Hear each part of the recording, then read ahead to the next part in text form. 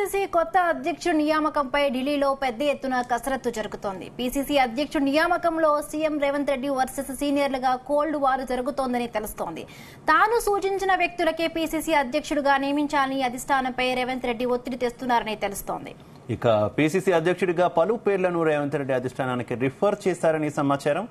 ఎట్టి పరిస్థితుల్లోనైనా తన వారికే పీసీసీ చీఫ్ గా నియమించాలని పట్టుబడుతున్నారని హస్తన సమాచారం. మరోవైపు సీనియర్లు కూడా అధిష్టానం మీద అదే స్థాయిలో ఒత్తిడి తెస్తున్నారు. మంత్రులు శ్రీధర్ బాబు, భట్టి విక్రమార్క, పొన్నం ప్రభాకర్తో పాటు సీనియర్ నేతలు మధుయాష్కి, మహేష్ కుమార్ గౌడ్ కూడా పీసీసీ రేసులో తాము కూడా ఉన్నామని చెబుతున్నారు. మంత్రి పదవులో ఉన్న వారికి పీసీసీ ఇవ్వకూడదనేటటువంటి అంశాన్ని రేవంత్ రెడ్డి తెర మీదకు తీసుకొచ్చినట్టు తెలుస్తోంది.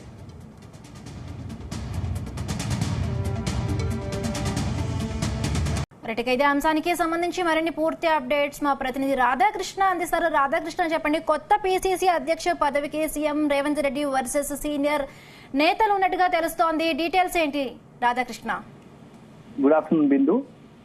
ఢిల్లీలో తెలంగాణ నూతన పీసీసీ అధ్యక్షుడి నియామకంలో కసరత్తు జరుగుతుందని చెప్పవచ్చు. గత 2-3 రోజులుగా దీనిపైనే ఇటు సీఎం రేవంత్ రెడ్డితో పాటు కాంగ్రెస్ సీనియర్ నేతలతో ఢిల్లీ అధిష్టానం సంప్రదింపులు జరుపుతా ఉంది. అయితే మొత్తానికైతే ఈ పీసీసీ అధ్యక్షుడి నియామకంలో కొంత సీఎం రేవంత్ రెడ్డి వర్సెస్ సీనియర్ల మధ్య కొంత చిన్నపాటి అభిప్రాయ భేదాలు ఉన్నట్టుగా తెలుస్తోంది. సీఎం రేవంత్ రెడ్డి తన అనుచర వర్గానికి, తన చెప్పిన నేతలను, తను సూచించిన నేతలకి పీసీసీ అధ్యక్షుడు ఇవ్వాలని పట్టుబడుతున్నట్టుగా తెలుస్తోంది. నిన్నటి రోజునే సీఎం రేవంత్ రెడ్డి ఒక ప్రకటన చేశాడు. తను పీసీసీ అధ్యక్షుడిగా ఇక ఉండబోను, తన వారసుడిగా వేరే వారిని ప్రకటించండి. ఒకవైపు నేను ప్రభుత్వంలో ఉంటూ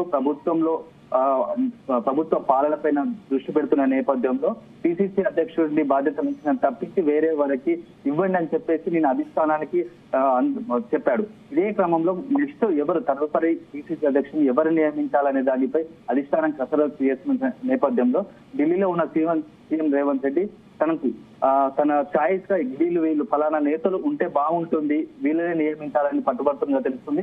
అందులో ముఖ్యంగా మనకు తెలుస్తున్న పేరు ఏంటంటే సురేష్ షెట్కార్ పేరును నెక్స్ట్ తదుపరి పీసీసీ అధ్యక్షుడిగా చేయాలని సీఎం రేవంత్ రెడ్డి పట్టుబడుతున్నారు. దానికి కారణం అయితే సురేష్ షెట్కార్ ఎప్పటి నుంచో ఏళ్ల తరబడి దశాబ్దాలుగా కాంగ్రెస్ పార్టీలో ఉంటూ వస్తున్నాడు.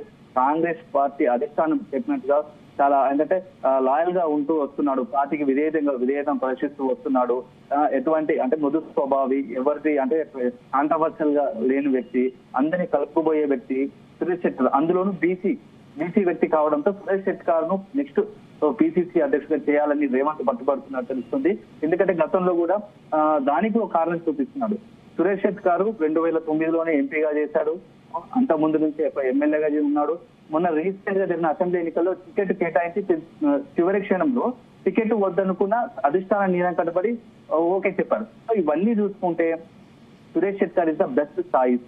సీఎం పీసీసీ అధ్యక్షుడు కావాలంటే సురేష్ షెట్కార్ అనేవారు మొదటిగా ఉంటాడు అని చెప్పి రేవంత్ రెడ్డి చెప్తా వస్తున్నాడు. ఒకవేళ సురేష్ షెట్కార్ కాని నేపథ్యంలో నెక్స్ట్ ఎస్టీకి సంబంధించి బలరాం నాయక్ పేరును కూడా తీసుకొస్తున్నారు. తెరపైకి మాజీ కేంద్ర మంత్రిగా ఉన్నాడు బలరాం నాయక్, అలాగే ప్రస్తుత ఎంపీగా కొనసాగుతున్నాడు. బలరాం నాయక్ కూడా ఒక తన ఛాయిస్ గా అధిష్టానానికి తీసుకొస్తున్నాడు.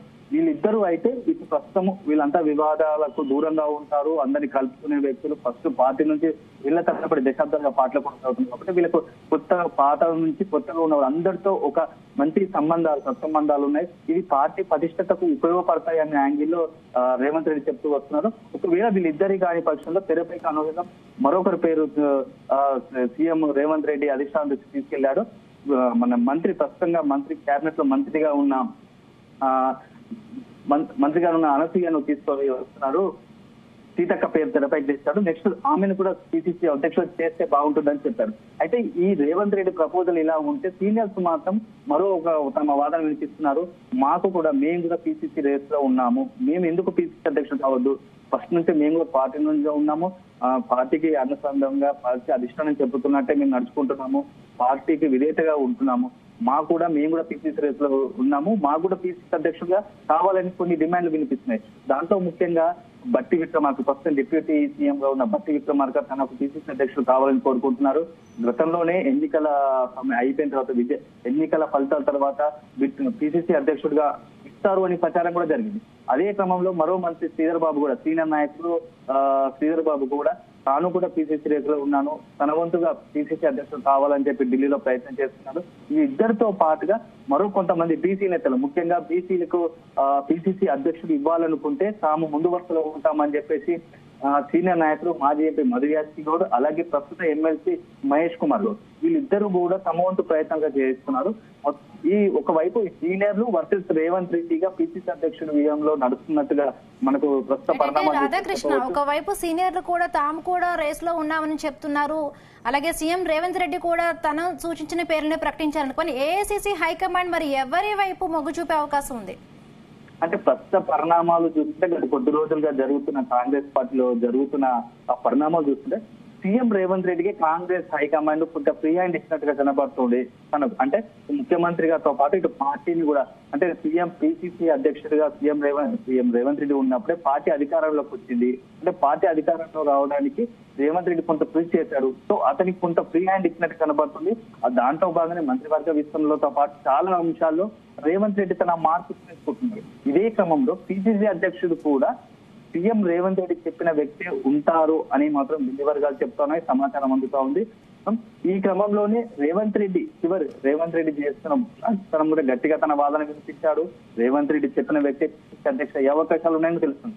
మరోవైపు సీనియర్లు కూడా అదే స్థాయిలో ఇప్పటికీ ఇంకా అనౌన్స్ చేయలేదు, అధికారికంగా ప్రకటించారు కాబట్టి తమ వంతు ప్రయత్నాలుగా చేస్తున్నారు. అంటే ఇప్పటి వరకు రేవంత్ రెడ్డి సీఎం చేశారు, కొన్ని నిర్ణయాలు ఇస్తున్నా మేము కూడా అధిష్టానం నిర్ణయం కట్టుబడి ఉన్నాం.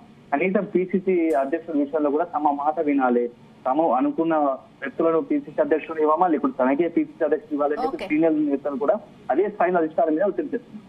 Right, thank you Radhakrishna, thanks for the updates.